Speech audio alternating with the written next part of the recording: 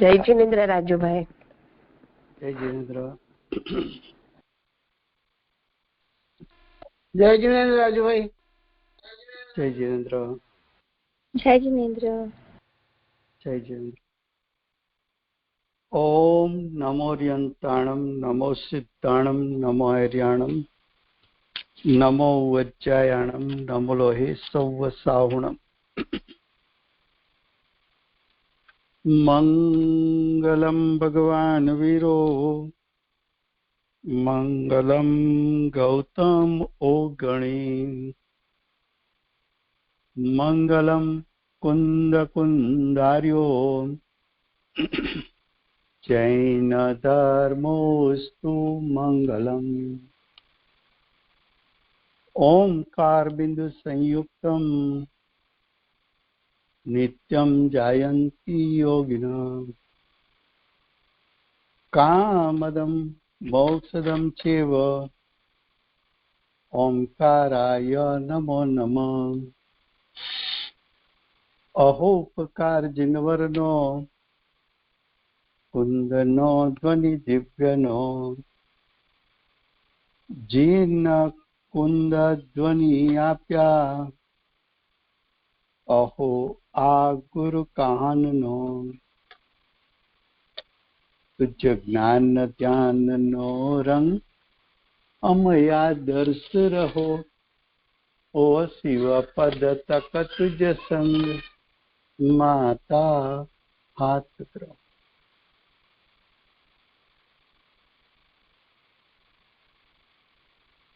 ये प्रवचन सार नाम का परम अध्यात्म शास्त्र है।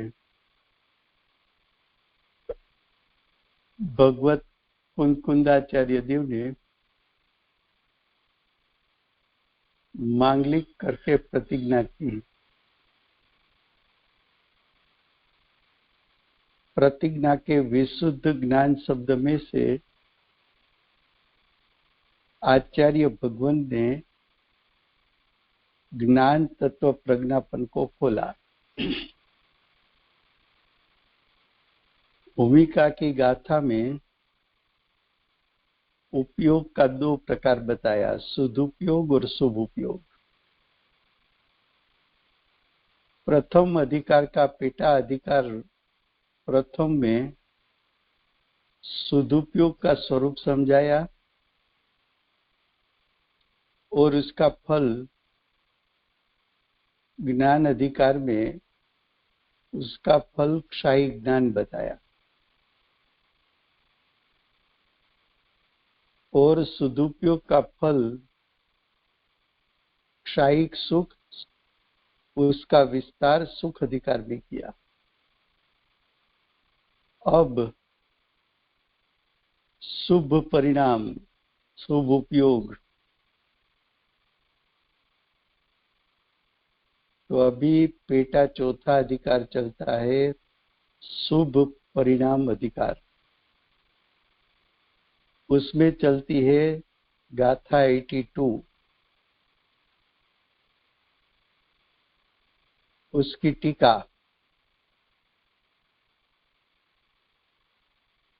उसमें कहा कि अतीत काल में यानी भूतकाल में क्रमशः हुए समस्त तीर्थंकर भगवंतों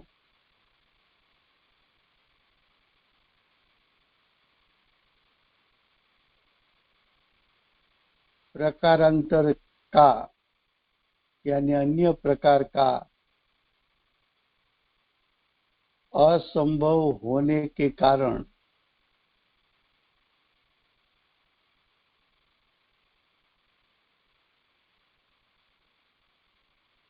क्या कहा, प्रकारांतर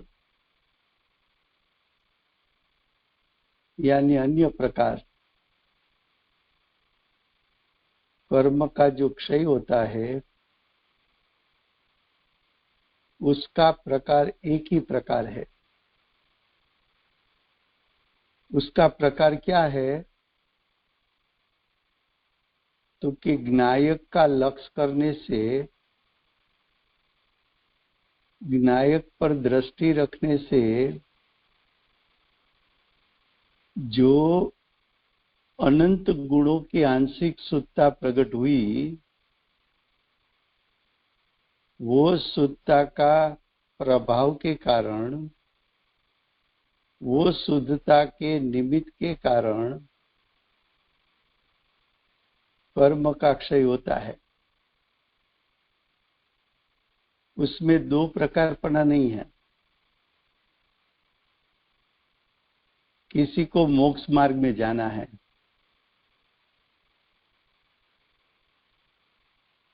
और मोक्ष मार्ग का फल मोक्ष प्राप्त करना है, तो मोक्ष मार्ग का प्रकार भी दो नहीं है और मोक्ष दशा का प्रकार भी दो नहीं है।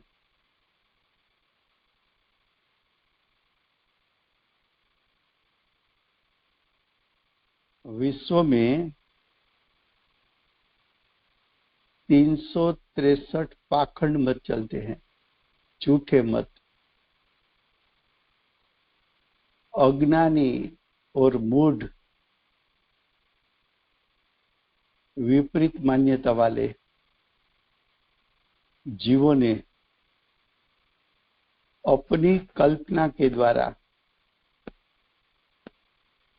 शास्त्र रचना करके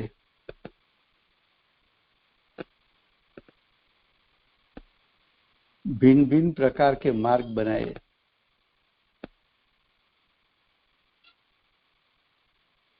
तब आज से 2000 साल पहले भगवत कुंकुंदाचार्य देव को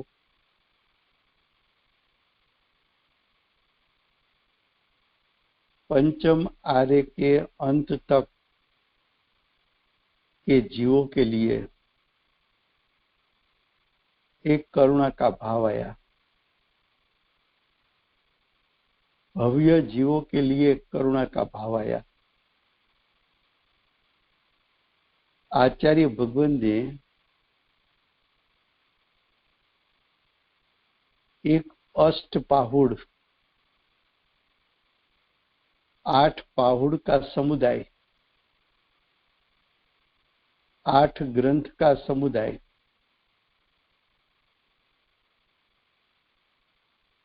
8 प्राव्रत का समुदाय, वो शास्त्र लिखा। वो शास्त्र में आचार्य भगवान ने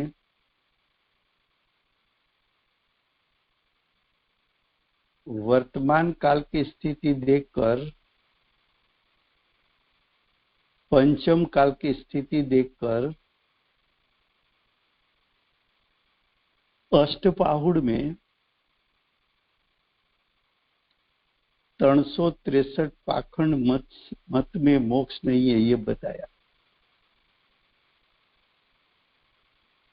दूसरा ये बताया, श्वेतांबर मत में भी मोक्ष नहीं है।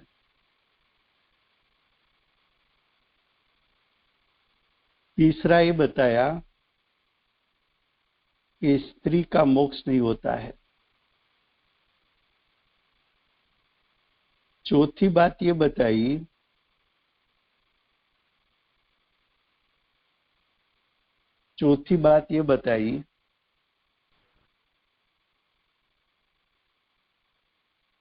कि दिगंबर रामनई में भी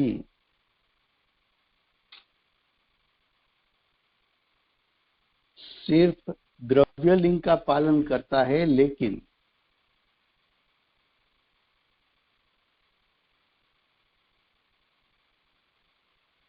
द्रव्यलिंग का पालन करता है लेकिन भावलिंग प्रकट नहीं हुआ, तो ऐसे जीव को भी सम्यक दर्शन की प्राप्ति नहीं होती।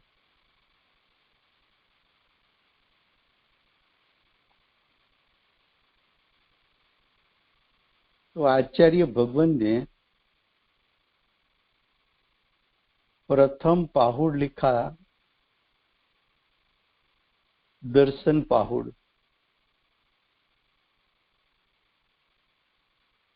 ये सम्यक दर्शन का ग्रंथ है।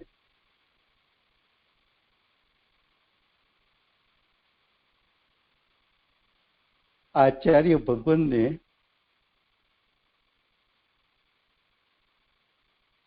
महावीर भगवान की परंपरा का उपदेश सुना है और साक्षात सिमंदर भगवान की वाणी भी सुनी है, और सिमंदर भगवान के पास से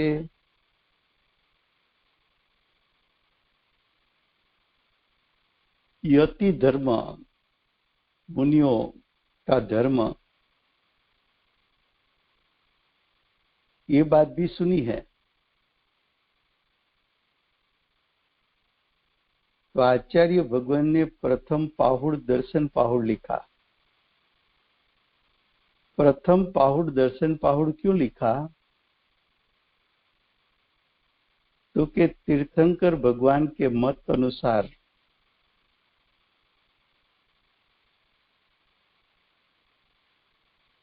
अनंत चतुष्टय के धारक, वर्तमान काल के आखिरी तीर्थंकर, उसके मत अनुसार और महाविधि क्षेत्र में अनंत चतुष्टय के धारक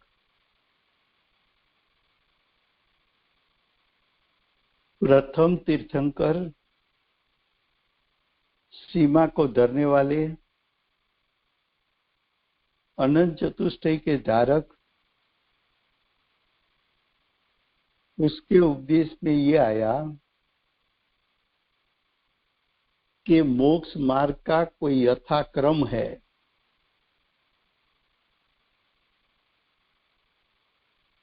तो आचार्य भगवान ने दर्शन पाहुड़ में लिखा कि सर्वज्ञ के मत अनुसार उसका मार्ग का जो यथाक्रम है उसको मैं संक्षेप में कहूंगा। तो यथाक्रम में मोक्ष और मोक्ष मार्ग का मूल वो तो सम्यक दर्शन है। तो आचार्य भगवान ने इसलिए प्रथम प्रारब्ध दर्शन पाहुड़ की महिमा की।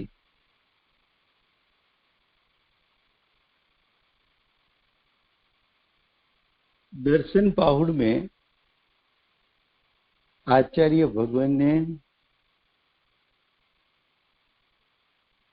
सम्यक दर्शन प्राप्त सम्यक दृष्टि की महिमा की। देवों से भी वो वंदनीय है।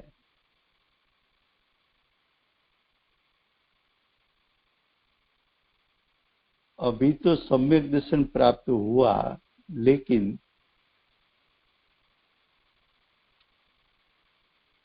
अनादि काल में जो अनंत भव हुआ उसके सामने सम्यक दर्शन की प्राप्ति के बाद 15 भव से ज्यादा भव होता नहीं है।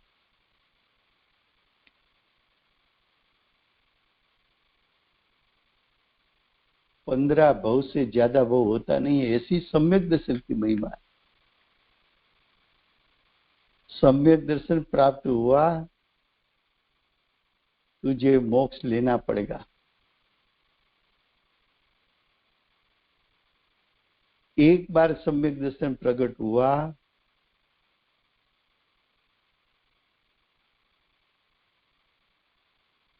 तो संसार तेरा अल्प हो गया। ऐसे सम्यक दर्शन जिसको प्राप्त है, ऐसे सम्यक दृष्टि को इंद्रो भी उसको वंदन करते।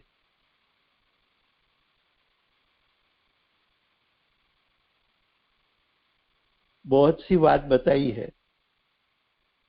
सम्यक दर्शन के अंग कितने हैं, उसके लक्षण क्या है। सम्यक दर्शन के बाद, दर्शन पाहुड़ के बाद आचार्य भगवान ने सूत्र पाहुड़ लिखा। सूत्र का एक अर्थ होता है सिद्धांत,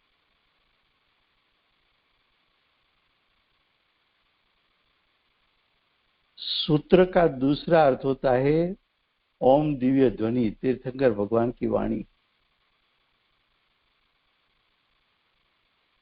तीसरा अर्थ होता है भाव श्रुत पूर्वक द्रव्य श्रुत। चौथा अर्थ होता है बारंग चौथ पूर्व।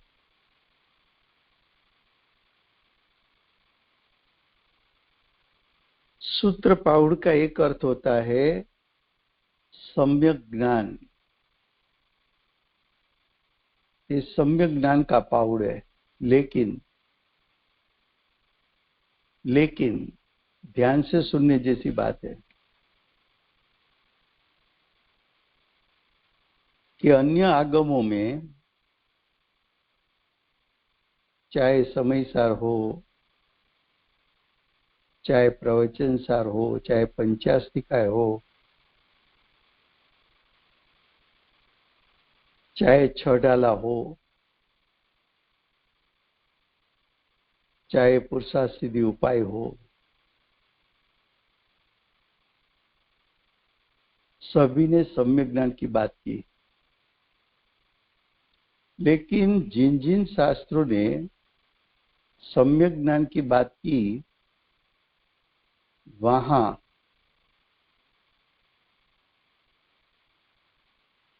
षट द्रव्य पंचास्तिकाय का वर्णन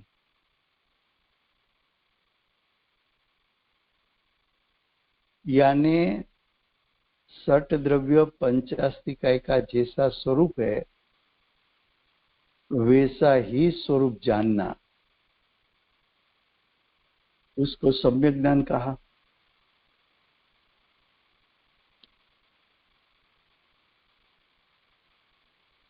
दूसरी बात शास्त्रों ने ये बताई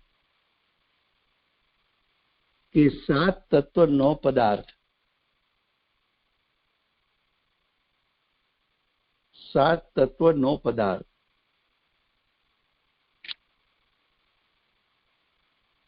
उसका जैसा स्वरूप है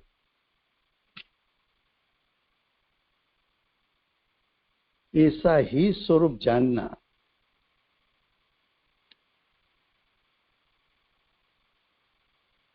उसको भी सम्यक ज्ञान कहा। तीसरी बात ये बताई सभी शास्त्रों ने, सच्चे देव शास्त्र गुरु उसका जैसा स्वरूप है ऐसा ही स्वरूप जानना, वो सम्यक ज्ञान है। लेकिन अष्टपाहुड़ ने अलग बात बताई। अलग बात क्यों बताई? क्योंकि कुंकुंदाचार्य देव के समय में 363 पाखंड मत भी थे।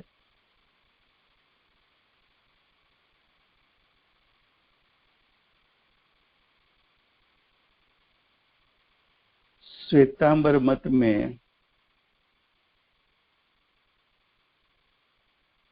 स्त्री का मोक्ष भी माना जाता है, वो भी अभिप्राय था। श्वेतांबर मत भी निकल चुका था। श्वेतांबर में वस्त्र सहित साधुपना वो शुरू हो चुका था।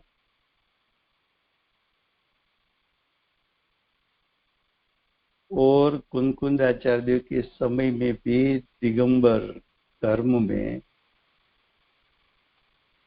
द्रव्यलिंग प्रकट हुआ हो और भावलिंग प्रकट न हुआ हो,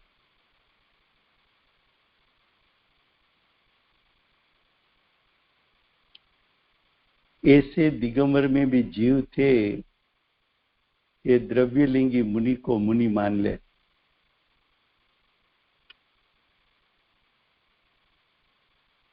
तो आचार्य भगवान ने सूत्र पाहुड़ में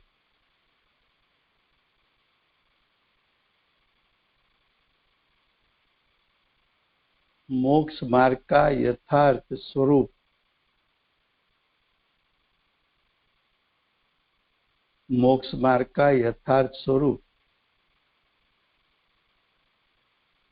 दिखाने के लिए ऐसा कहा कि तीर्थंकर के मत में लिंग का प्रकार 3 है। प्रथम मुनिलिंग, दूसरा श्रावक लिंग,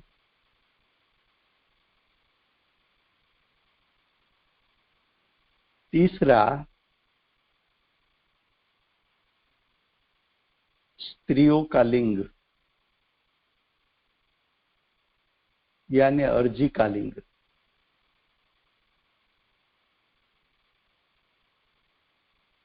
तो आचार्य भगवान ने सूत्र पाहुड़ में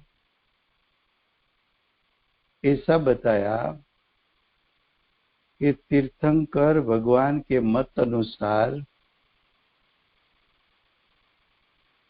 सूत्र यानी सिद्धांत ऐसा है कि भावलिंग पूर्वक द्रव्यलिंग ऐसा मुनिलिंग प्राप्त किए बिना मोक्ष की प्राप्ति होती नहीं है, ऐसा अस्थि से बताया।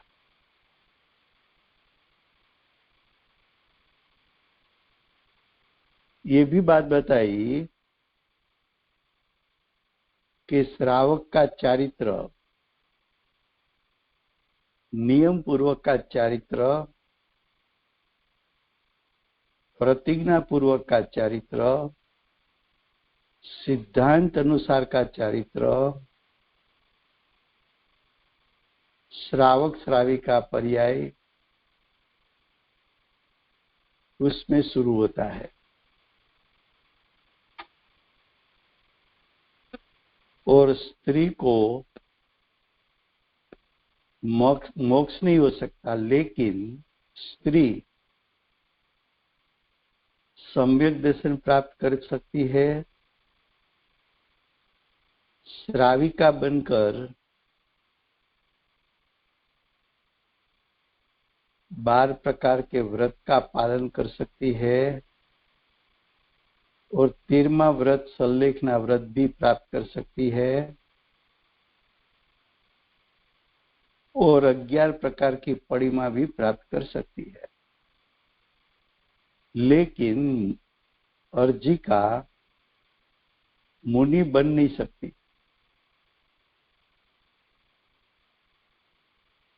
और मुनिपना लिए बिना,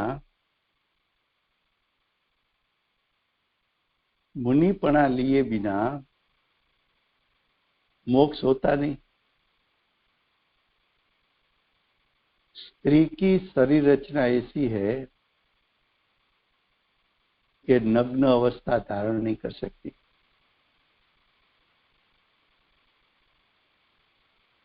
स्त्री पर्याय में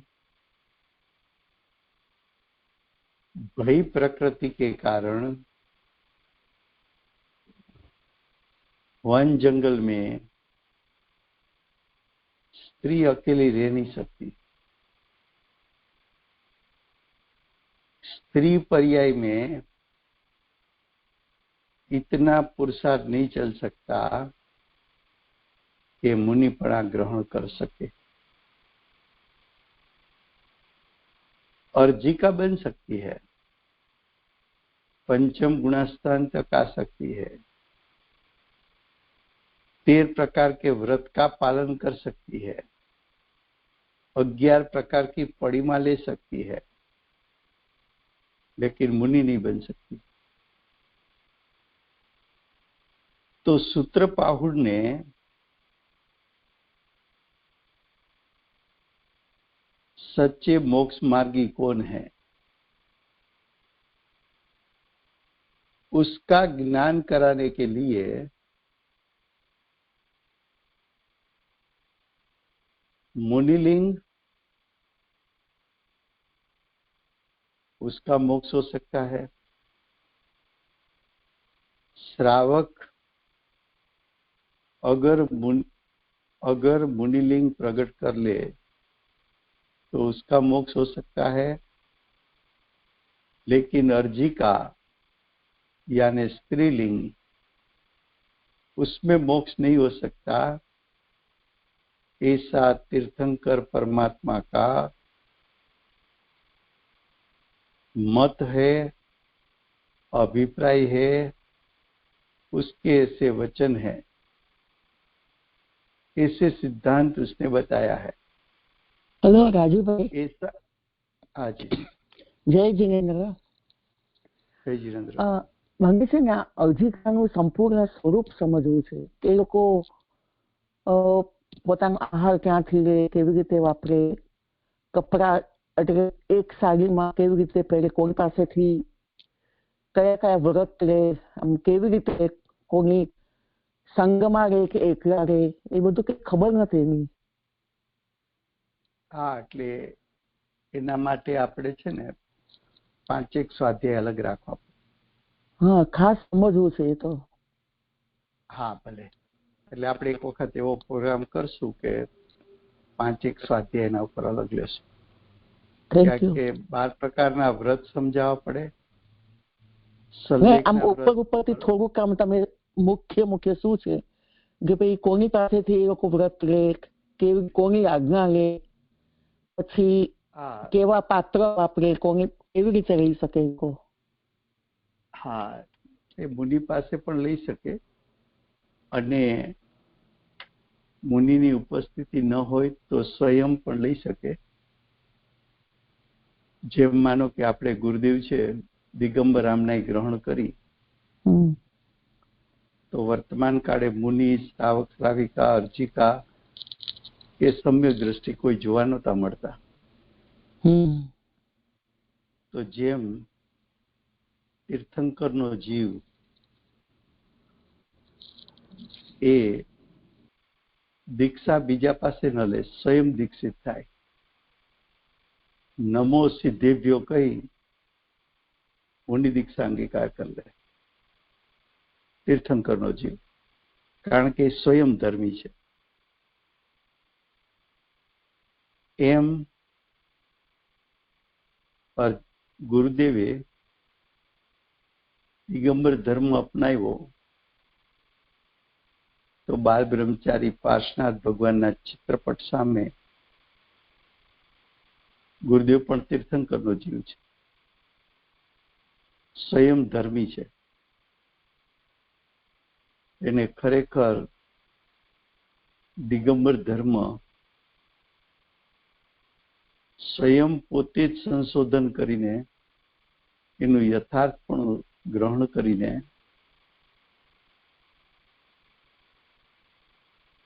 સ્વયં દિગંબર ધર્મ ગ્રહણ કર્યો। ખૂબ સરસ છે। આપણે બધાએ ગુરુદેવની આજ્ઞા પ્રમાણે દિગંબર ધર્મ અંગીકાર કર્યો, એની પાસે સમજીને ભાવથી। એમ અર્જિકા પણ જો મુનિની ઉપસ્થિતિ હોય તેમની પાસે પણ લઈ શકે। મુનિની ઉપસ્થિતિ ન હોય તો અર્જિકા છે તો સમ્યક દ્રષ્ટિ, ચોથું ગુણસ્થાન પેલા આવ્યું, પછી શ્રાવિકા પણ આવ્યું, પછી અર્જિકા એટલે 11 પડીમાનું પાલન કરે ત્યારે અર્જિકા થાય છે। તો એ 11 પડીમાં જે છે એ લેવા માટે મુનિની ઉપસ્થિતિ હોય તો એ વ્રત આપે 11 પડીમાના, અને એની ઉપસ્થિતિ ન હોય તો પોતે છે તો સમ્યક દ્રષ્ટિ પોતાની અંતરંગ શુદ્ધતા અને બાહ્ય એવી ક્રિયાનું સહજપણે પાલન કરી શકે એવી પોતાને સ્વશક્તિ પોતાનામાં જણાય તો એ અર્જિકા પદ પોતાની મેળે લઈ શકે. અમુક અર્જિકાઓ બધા સાથે રહેતા હોય છે, લોકો સાથે પણ રહે અને કોઈ અર્જિકા એકલા રહે પોતાની રૂમમાં, એક વસ્ત્ર ધારણ કરે અને એક વસ્ત્રથી વધારે એમને ન હોય. એ 11 પડીમાનું સ્વરૂપ સમજો ને એટલે અર્જિકાનો બધો ખ્યાલ આવી જાય. એનું વર્ણન સંક્ષેપમાં અષ્ટપાઉડે કર્યું છે. રત્નકર્ણ શ્રાવકાચાર્યમાં વિશેષપણે કર્યું છે વર્ણન. કદાચ એ પુસ્તક હોય તો સારું, ના હોય તો મને મેસેજ મોકલવાનો તો પુસ્તક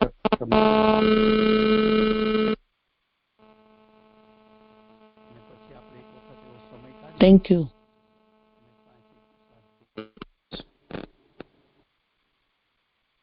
હવે બીજું પાહુડ થયું સૂત્ર પાહુડ. હવે ત્રીજું પાહુડ એ છે ચારિત્ર પાહુડ. ચારિત્ર પાહુડમાં સમ્યક દ્રષ્ટિનું ચારિત્ર જો નિરતિચાર હોય, અતિચાર દોષ રહિત હોય તો સમ્યક દ્રષ્ટિનું ચારિત્ર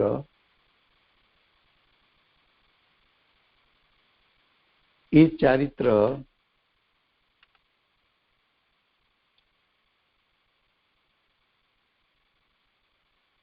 સંયમ ચરણ ચારિત્ર કહેવાય. કયું કહેવાય? સમ્યક ચરણ ચારિત્ર કહેવાય.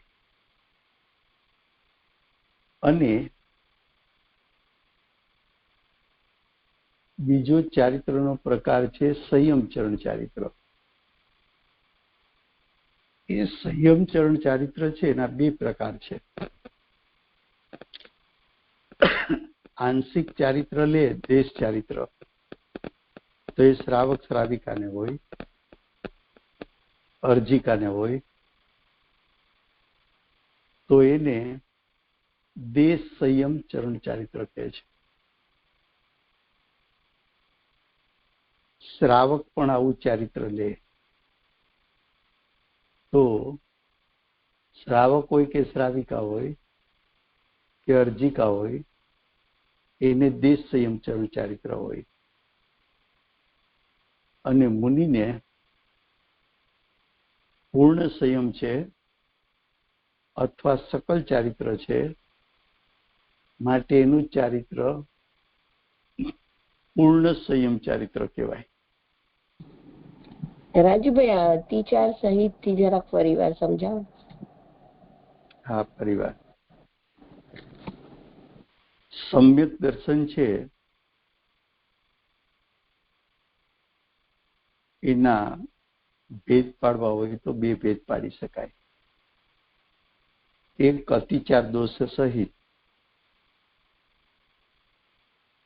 અને એક અતિચાર દોષ રહિત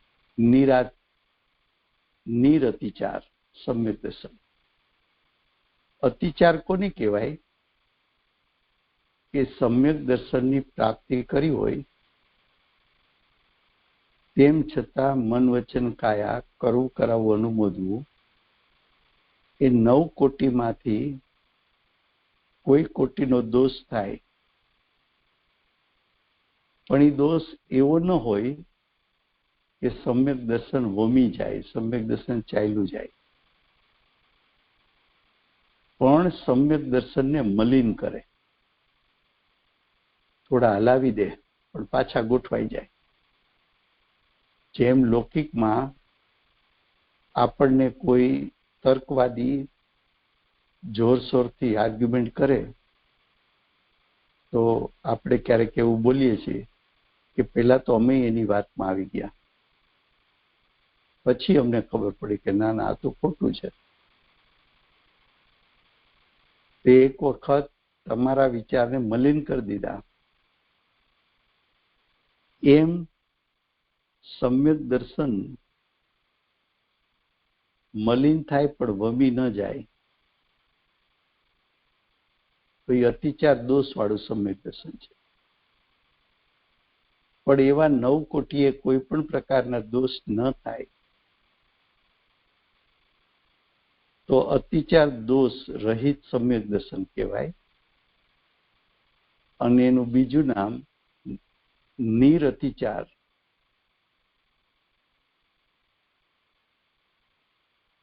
સમ્યક ચરણ ચારિત્ર, અતિચાર દોષ રહિત,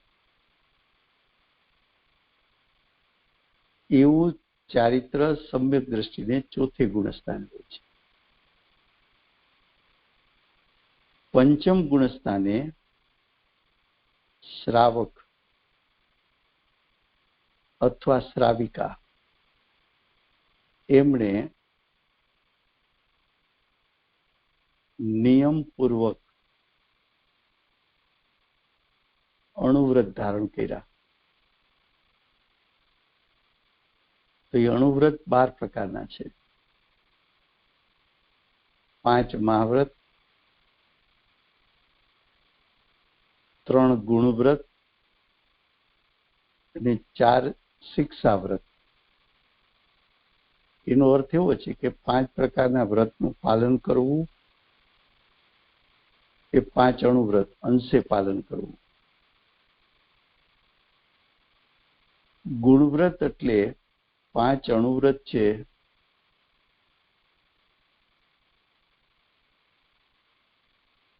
એમાં વૃદ્ધિ કરવી, એ ભાવમાં વૃદ્ધિ કરવી. અને શિક્ષાવ્રત છે એનો અર્થ એમ છે કે જે 8 પ્રકારના વ્રત લીધા, 5 અને 3, એની રક્ષા કરવી. જેમ લૌકિકમાં આપણે બોલીએ, लौकिक में हम कहते हैं ना कि पहला धन कमाया, बाद में तो अब ज्यादा कमाना नहीं है, लेकिन जितना है इतना रहेगा तो भी 50-100 साल फैमिली को कोई मुसीबत आने वाली नहीं है. तो पहले कमाया, बाद में उसको सुरक्षित रखा, उससे नीचे गिरना नहीं है.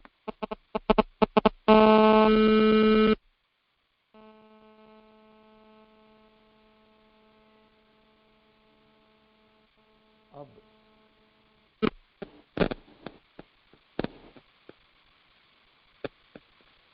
जो 11 प्रकार की पड़ीमा लेते हैं, स्त्रीलिंग हो तो अर्जिका कहने में आता है, और श्रावक हो तो पड़ीमा धारी कहने में आता है. तब तक 5वां गुणस्थान है. 6ठे गुणस्थान में, 7वें गुणस्थान में, जो पंचम गुणस्थान में आंशिक व्रत लिया था, मुनिपना में सकल व्रत लिया, संपूर्ण व्रत लिया, तो पड़ीमा 5वां गुणस्थान तक है. पड़ीमा का एक अर्थ ये भी है कि जिसको मुनिपना लेना है वो श्रावक प्रथम पड़ीमा धारण करके मुनिपना की ट्रेनिंग ले रहा है. उसको लगे कि नहीं 11 पड़ीमा में दोष रहित शुद्धता पूर्वक बाह्य आचरण सहज कर सकता हूं, तो उसके बाद वो मुनि पणा ग्रहण करता है। तो उसको मुनिपणा में पूर्ण संयम चारित्र कहते हैं। तो चारित्र पाहुड़ में सम्यक दृष्टि का आचरण, श्रावक का आचरण और मुनि का आचरण बताया। तो प्रथम अधिकार सम्यक दर्शन का था, दूसरा अधिकार सम्यक ज्ञान सूत्र पाहुड़, तीसरा अधिकार सम्यक चारित्र का। ऐसा सम्यक दर्शन ज्ञान चारित्र जिसको प्रकट करना है, उसको बाह्य में 11 प्रकार का निमित्त होता है।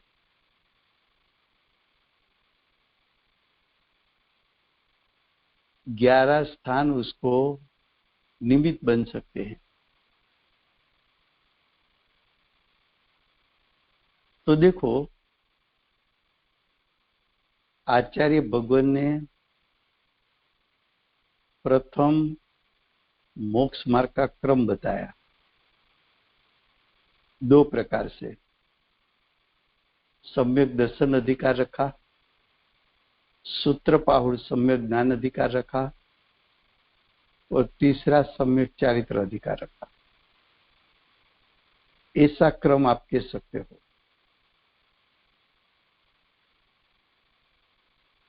दूसरी तरीके से कहना है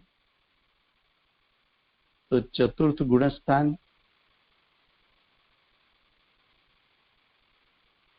प्रथम अधिकार सम्यक दर्शन,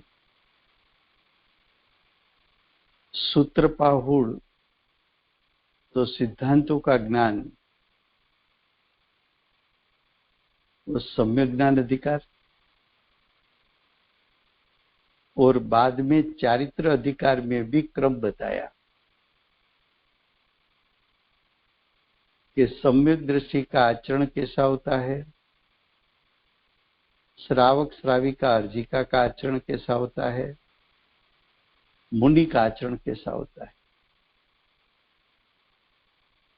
उसके बाद ये बताया कि जो हमने सम्यक दर्शन ज्ञान चारित्र मोक्ष का मार्ग बताया,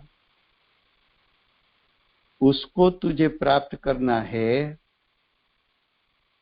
तो बाह्य में 363 पाखंड मत निमित्त नहीं हो सकते। स्त्री पर्याय से मोक्ष मानने वाला उसमें निमित्त नहीं हो सकता। श्वेतांबर मत उसमें निमित्त नहीं बन सकता,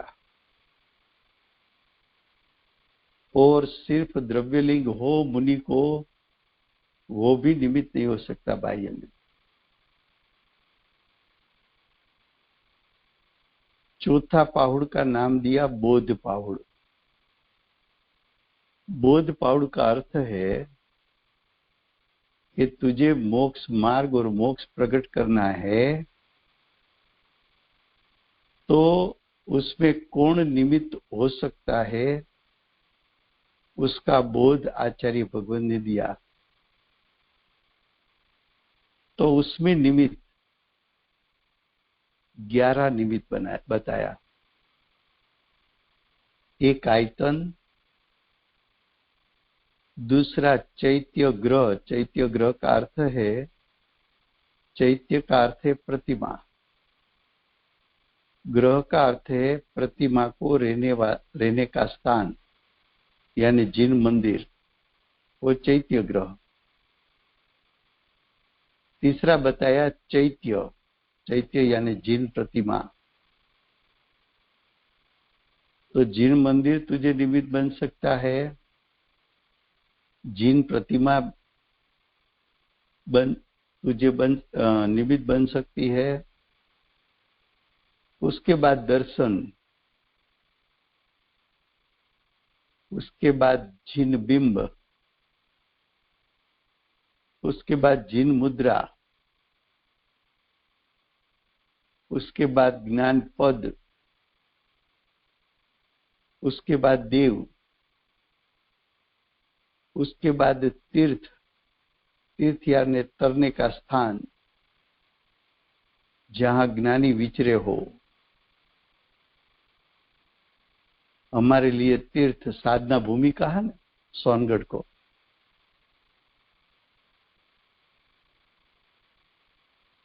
वहां तीर्थंकर का जीव विचरा हुआ है। तीर्थंकर और गणधर के जीव ने वहां साधना की है। तो हमारे लिए तीर्थ सोनगढ़ सबसे बड़ा है। 10वां अरहंत और 11वां प्रवज्या। प्रवज्या का अर्थ होता है मुनि दीक्षा। वो 11 का स्वरूप चौथे अधिकार में बताया है।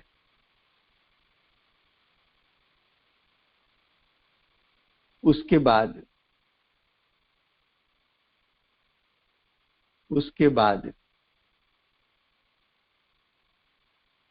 5वां अधिकार भाव प्राप्त बताया। उसके नाम से मालूम पड़ता है, उसका संधि खोल दो, भाव एक शब्द, दूसरा प्रावृत्त,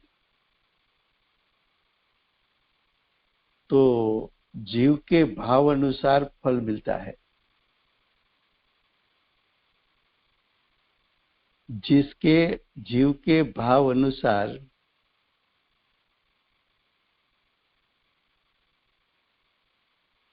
भावलिंग होता है और भावलिंग के अनुसार सहज द्रव्यलिंग की क्रिया होती है। भावलिंग और द्रव्यलिंग दोनों साथ में होता है, फिर भी भावलिंग परमार्थ है, मुख्य है, प्रधान है। अंतरंग का भाव उसके साथ निमित्तिक संबंध शरीर का है। तो अंतरंग के भाव अनुसार मुनि की शरीर की क्रिया और बाह्य क्रिया होती है।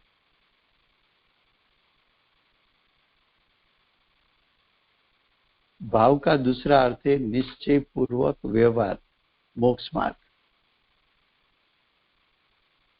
जो भाव का फल है, शास्त्रों ने 4 फल बताया।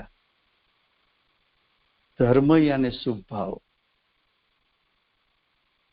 दूसरा अर्थ यानी धन, धन की प्राप्ति होती है, वो भी शुभ भाव के कारण होती है।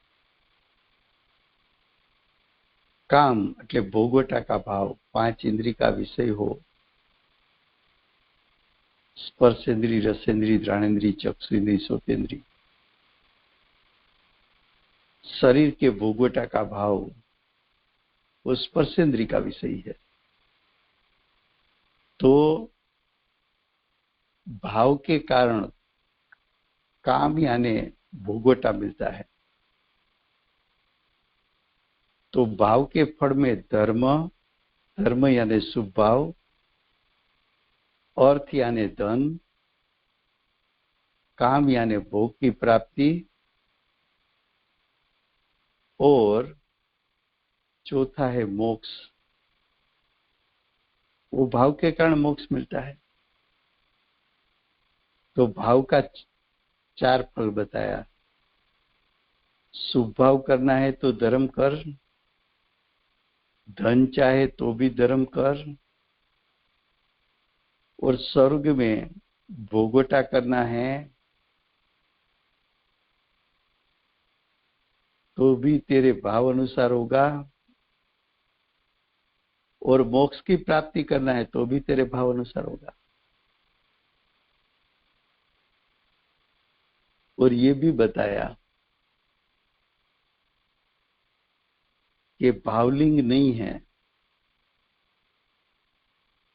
तो उसका द्रव्यलिंग भी यथार्थ नहीं है।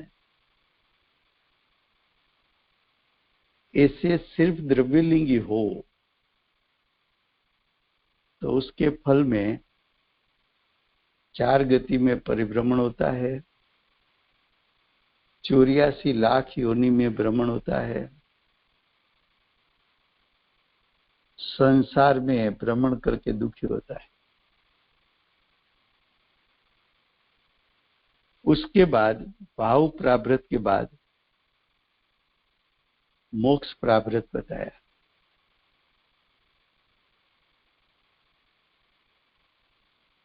मोक्ष में आचार्य भगवान ने ऐसी प्रतिज्ञा की मोक्ष पाउड के लिए कि जिस कारण से मोक्ष प्राप्त होता है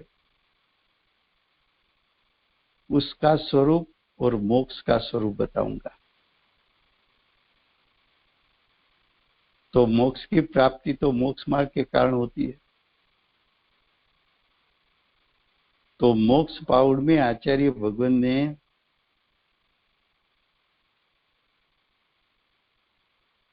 मोक्ष मार्ग का स्वरूप बताया, मोक्ष मार्ग का फल मोक्ष का स्वरूप बताया।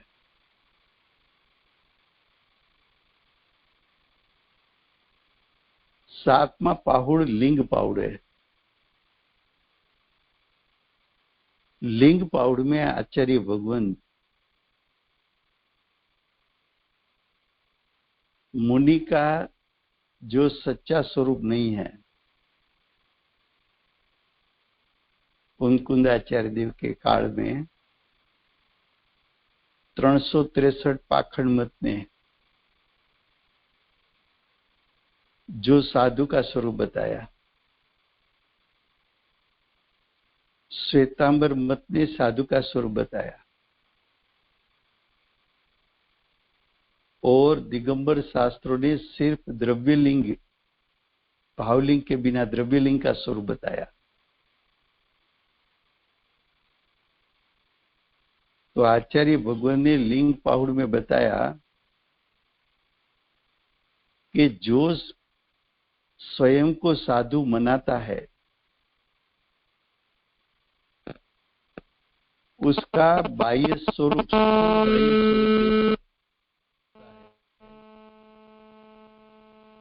कि वो सच्चे साधु नहीं है।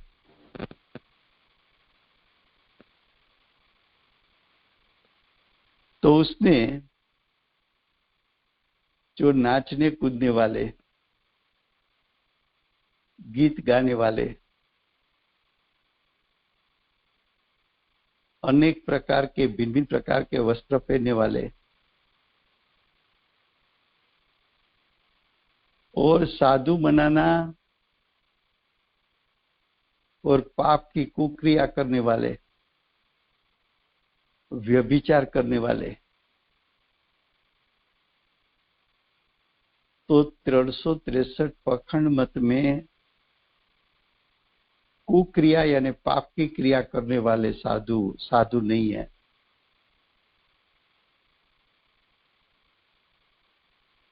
श्वेत वस्त्र पहनने वाले भी साधु नहीं है और भावलिंग पूर्वक द्रव्यलिंग नहीं है तो वो भी साधु नहीं है। सिर्फ द्रव्यलिंग का पालन करता है वो भी साधु नहीं है। तो लिंग पाहुड़ में ये बताया। सील पाहुड़ में आचार्य भगवान ने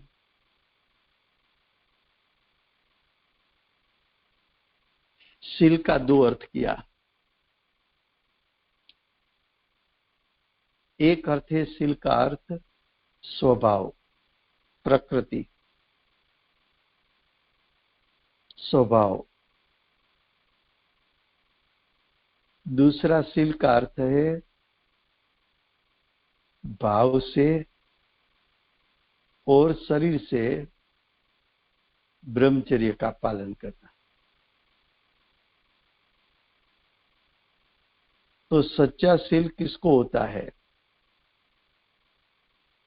तो आचार्य भगवान ने बताया कि ज्ञान 2 प्रकार का है, कुशील ज्ञान और सुशील ज्ञान। सुशील ज्ञान सम्यक ज्ञान है। तो सम्यक ज्ञानी को सुशील ज्ञान होने से उसका शील सही है। ये बात शील पाहुड़ में बताई। तो कि ऐसा क्रम जो 8 पाहुड़ का है वो यथार्थ इसलिए है, देखो कि प्रथम सम्यक दर्शन, उसके बाद सम्यक ज्ञान, उसके बाद सम्यक चारित्र, ये 3 क्रम ठीक है। चौथा क्रम बोध पाहुड़। तो सम्यक दर्शन ज्ञान के लिए तुझे आश्रय किसका लेना चाहिए? तो कि 11 स्थानों का आश्रय ले। इसलिए चौथे क्रम में बोध पाहुड़ मुका। 5वें पाहुड़ में जीव का भाव संसार का भी कारण बन सकता है, मोक्ष मार्ग और मोक्ष का कारण बन सकता है। इसलिए 5वां पाहुड़ भाव पाहुड़ रखा। तो जिस भाव से संसार मिलता है वो तो छोड़ना है, और जिस भाव से मोक्ष मिलता है वो ग्रहण करना है। तो 6ठे पाहुड़ में मोक्ष मार्ग जो मोक्ष का कारण है, तो मोक्ष मार्ग का स्वरूप और उसका फल मोक्ष, उसका स्वरूप बताया। तो वो 6ठा अधिकार भी उसके क्रम के अनुसार ठीक है। 7वें अधिकार में ऐसा बताया कि मोक्ष मुनिपना लिए बिना तो होता नहीं।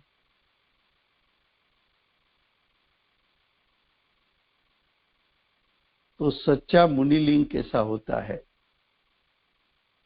और अन्य मत में कैसा मुनिलिंग बताया है। तो जो अन्य मत ने बताया ऐसा साधुपना छोड़ दे, और जो प्रकार का मुनिपना होना चाहिए तीर्थंकर ने कहा है ऐसा मुनिपना धारण कर तो मोक्ष प्राप्ति होगी। तो 7वां अधिकार बताया। 8वां अधिकार शील। शील का अर्थ स्वभाव कर।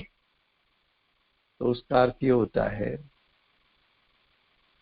कि स्वभाव के ग्रहण किए बिना मोक्ष की प्राप्ति नहीं होती।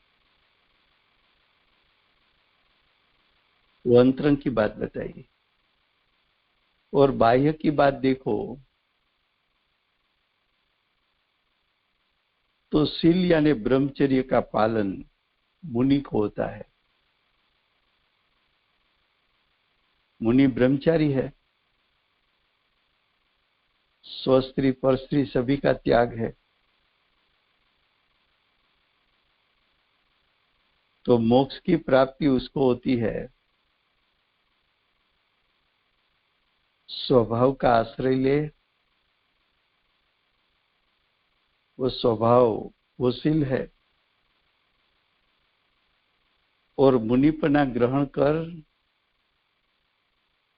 तो भाव से और शरीर से ब्रह्मचर्य का पालन कर।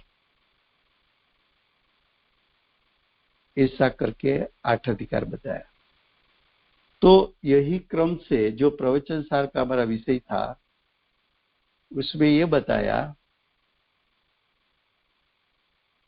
कि कर्म का क्षय करने का जो मार्ग है वो अनेक प्रकार का नहीं है, एक प्रकार का है। ये अष्टपाहुड़ के 8 अधिकार का अच्छी तरह चिंतन मनन करके अभ्यास करे तो मालूम हो जाए कि कर्म क्षय के लिए एक ही प्रकार का रास्ता है। समय हो गया है, 1-2 मिनट ज्यादा हुई है।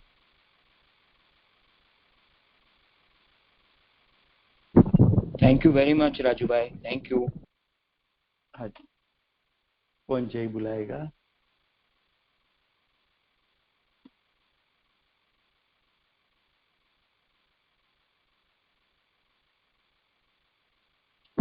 રૂપાબેન બોલાવી દો જય.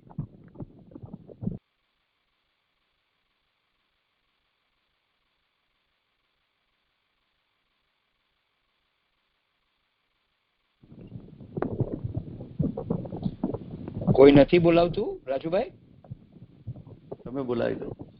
હાજી. હમ ભક્તોના તારનાર શ્રી કાન ગુરુદેવનો જય હો. જય હો.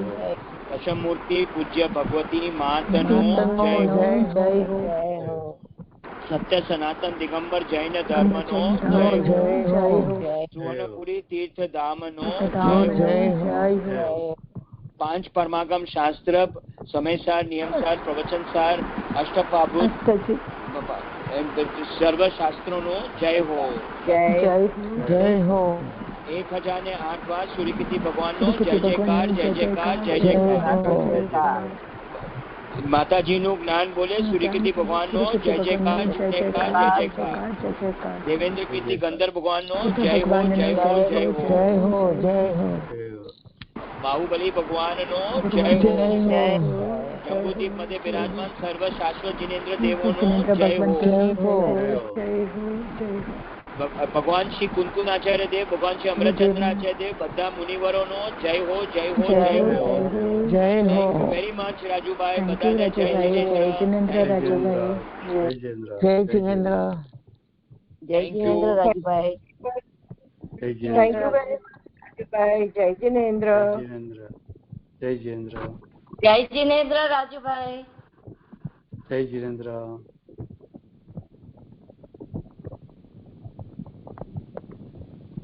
જય જીનેન્દ્ર. જય જીનેન્દ્ર.